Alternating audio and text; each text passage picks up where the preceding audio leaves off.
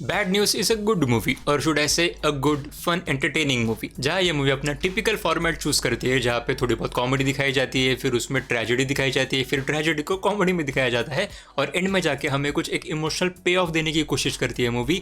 And या obviously ये movie भी वही करती है एंड इट वर्क्स। जहाँ इस मूवी का जो स्टोरी एलिमेंट है वो काफ़ी अपसर्ड सा है, जहाँ पे हमारी जो भाभी नंबर 2 है तृप्ति दिमरी का कैरेक्टर, तो वो प्रेग्नेंट है एक काफ़ी रेयर प्रेगनेंसी कंडीशन में, जिसका वजह से उनको ट्विंस होते हैं, लेकिन ट्विंस के जो फादर है वो अलग अलग होते हैं। और इसी के बीच में हमारे विकी कौशल और एमी वर्क का कैरेक्टर आता है, जहाँ पे तृप्ति दिमरी के कैरेक्टर को चूज करना होता है कि उसके बच्चों के लिए इन दोनों में से सबसे सूटेबल फादर कौन होगा। अब देखो ये मूवी एक ओवरऑल कॉमेडी मूवी है, इसको आप रोम कॉम कह सकते हो, रोमांटिक कॉमेडी। और इसमें जो कॉमेडी वाले एलिमेंट है उसके बारे में अगर हम बात करें तो जोक्स के बारे में पहले बात करनी पड़ेगी। तो जोक्स इस मूवी के most of the time land करते हैं, लेकिन इन जोक्स में एक यूनिकनेस थी कि यहाँ पे बहुत करके उन्होंने मेटा जोक्स यूज किए थे। मेटा जोक्स मतलब मूवी और जो रियल लाइफ है तो उसकी बाउंड्री को ब्लर करना, और इनफैक्ट सिंपली पुटिंग कि रियल लाइफ जोक्स मारना। जहाँ पे अगर तुम्हें एग्जांपल दूं तो विकी कौशल इस मूवी में एक एक्टर है जो एक कैरेक्टर प्ले कर रहे हैं, और उसी कैरेक्टर को विकी कौशल के नाम पे ही जोक मारा जा रहा है, तो वो एक मेटा जोक हो गया। तो वैसे ही इस मूवी में विकी कौशल पे ही 2 जोक्स मार दिए।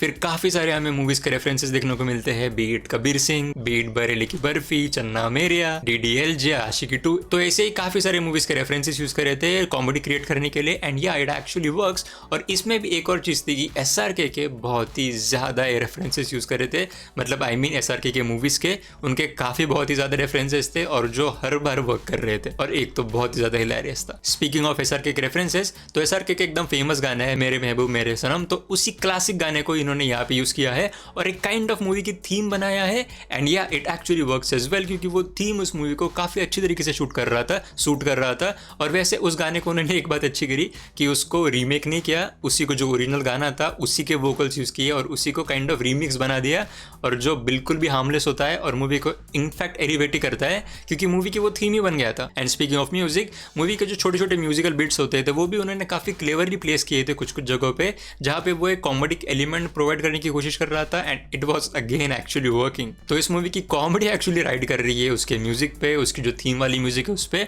और काफी सारे मेटा जोक्स पे और अलग अलग मूवी के रेफरेंसेस पे। परफॉर्मेंसेस की अगर मैं बात करूँ तो यार Vicky Kaushal actually stole the show. Vicky Kaushal का कैरेक्टर एक ऐसा कैरेक्टर है कि वो काफी एनर्जेटिक रहता है, काफी लाइवली रहता है, he is like a tornado, और वैसे कैरेक्टर को विकी ने काफी लाइकेबल तरीके से परफॉर्म किया है। You really like him as a character. और इसी के साथ ही साथ उनके ही कैरेक्टर के सबसे मेजॉरिटी ऑफ सबसे ज्यादा इमोशनली हिटिंग सीन्स थे और उनको उन्होंने बहुत ही अच्छी तरीके से कैरी किया है। So for me at least Vicky Kaushal actually stole the show, क्योंकि उनका कैरेक्टर काफी उन्होंने लाइकली बना दिया था, और उनके जो इमोशनल सीन्स थे जैसे कि मैंने पहले बोला कि उन्हें नहीं ऑलमोस्ट कैरी किए थे, and yeah he deserve appreciation for that. Similarly Tripti Dimri और एमी वर्क के भी कैरेक्टर अच्छे कैसे ही थे।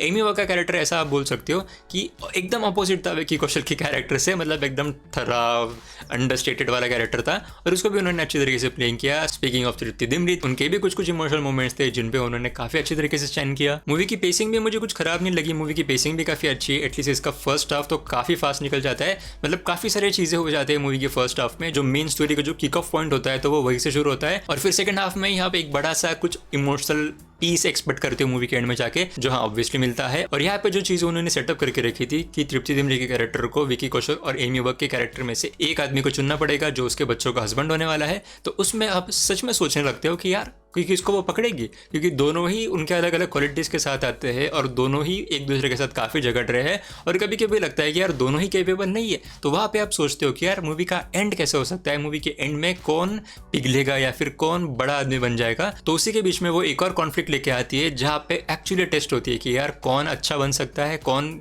Who will be the bigger man, और वहाँ पे अच्छा खासा एक सस्पेंस क्रिएट हो जाता है। लेकिन फिर जब हमें पता चलता है कि अच्छा ये आदमी हो सकता है, फिर उसके बाद से मूवी आपको सरप्राइज नहीं करती है, उसके बाद से एकदम और नॉर्मल सी चीज़ें हो जाती है, लेकिन it doesn't harm you, it doesn't bore you, in fact अच्छा ही लगता है वो देखने के लिए, क्योंकि इमोशनल सीन्स अच्छे तरीके से कैरी करे थे। और फिर एंड में ऑब्वियसली एक स्वीट सा मोमेंट बनाई देती है मूवी, जो आपको एक हैप्पी हैप्पी फीलिंग दे देता है। बाकी I enjoyed the movie, and अगर आपने मूवी देखी तो प्लीज़ नीचे कमेंट्स में जाके बताना। और मैंने स्त्री 2 का कल ट्रेलर आया था, उसका ब्रेकडाउन किया है, उसको आप यहाँ पे चेकआउट कर सकते हो, बिल्कुल मिस मत करना। And as always thank you so much for watching.